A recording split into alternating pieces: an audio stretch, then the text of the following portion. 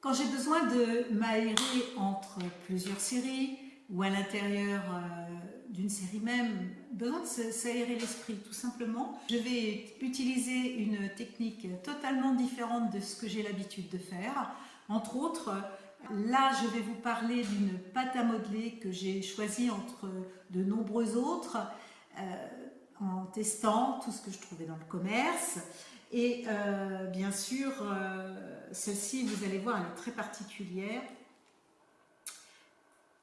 J'ai vraiment plaisir à vous en parler parce que lorsqu'on l'utilise, on a vraiment des sensations très différentes des pâtes à modeler que je connaissais, que j'utilisais d'ailleurs quand j'étais enfant. Cette pâte à modeler particulièrement est très souple. On peut l'étirer. Elle donne une impression chewing gum, j'aime bien dire chewing gum, et si bien que ça prend toutes des formes étranges et on peut très bien s'arrêter, on peut l'étirer, on peut la rouler entre ses mains, la rouler sur un support, la rouler pour faire des formes qui vont devenir ensuite, en l'occurrence, ce que je présente ici, des petits personnages. Donc on commence par faire des jambes, des bras, la tête, le corps.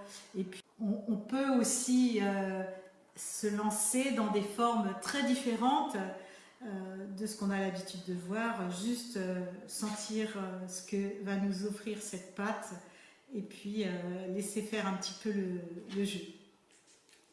La rouler dans les mains, sur un support. On peut également utiliser des outils spécifiques comme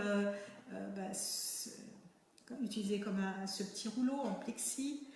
On peut donner des formes avec des outils que j'utilise en cuisine.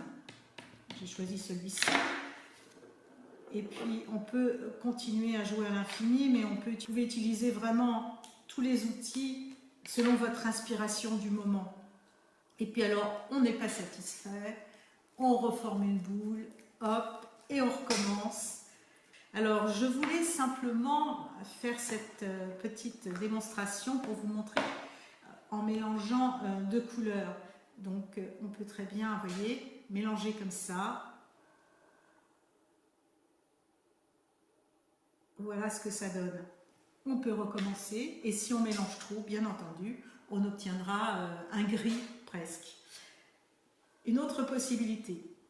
Moi, j'aime beaucoup utiliser, comme j'exprimais tout à l'heure, la sensation chewing gum. Et en plus, lorsque vous allez la laisser comme ça, cela va rester en l'état, sécher en l'état. Et après, on peut cumuler ces formes pour les utiliser d'une autre manière, en sculpture ou en tout ce que vous voulez. Donc cette pâte à modeler va sécher très rapidement, on va dire que dans quelques heures, ce sera parfaitement sec.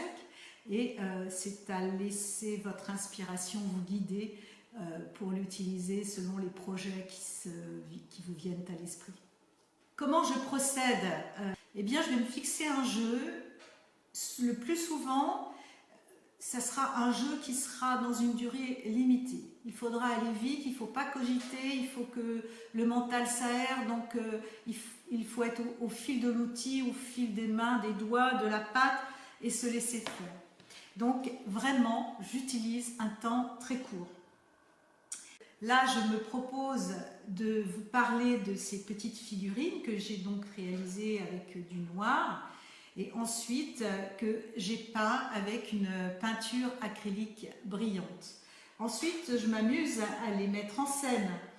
Là, j'ai choisi un petit socle forme de caillou en acrylique, mais je peux aussi les mettre en scène devant un tableau, par exemple. Je m'amuse également à récupérer les peintures sèches dans les tubes abandonnés. Je déchire ou je découpe le tube, je récupère la matière, je vais la transformer pour en faire un support, soit pour mes petits personnages, soit pour autre chose. Si à votre tour vous décidez de vous lancer, n'oubliez pas que la finalité, c'est de générer un style d'énergie. Que décidez-vous de générer? Est-ce la détente, la bonne humeur, l'humour? Choisissez et lancez-vous.